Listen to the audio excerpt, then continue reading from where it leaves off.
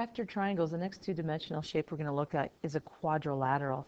Now the word quad means four, so we're going to be looking at four-sided figures. And again, a lot of vocabulary just on their name. We have some special types of four-sided figures. A trapezoid is where at least one pair of parallel sides. So we have at least one pair of parallel sides.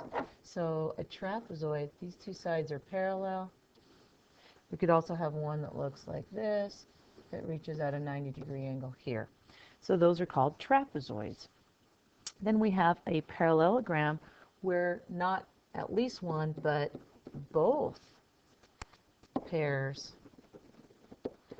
of opposite sides are parallel. So a parallelogram, here's one example. These two sides are parallel, as well as these.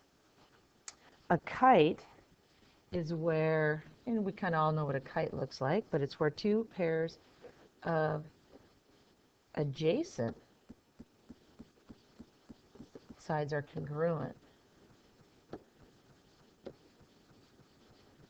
So we're not talking parallel, we're talking congruent. Same length, those two, same length. So the first top two are the same length, so it almost looks like a diamond. And then the bottom are the same length. Notice we're not saying parallel, we're saying they're congruent or the same length. A rhombus then is not two pairs, but all four sides are congruent. So all four sides are congruent. A rectangle is when we have all four angles are congruent. And we all know what a rectangle looks like. So these angles here are all congruent, meaning they're all the same size and they're actually 90 degrees.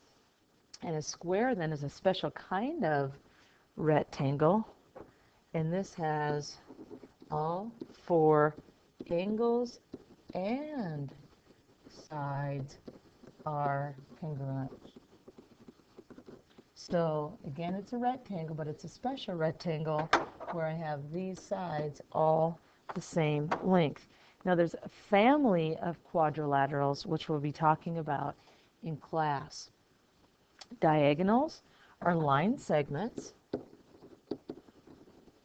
and these line segments join non-adjacent, so in other words, they're not next to each other, they're not adjacent vertices.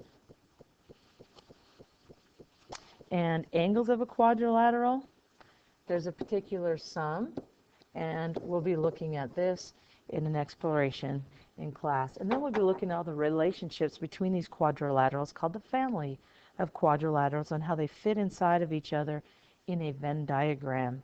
So that concludes the lecture on quadrilaterals.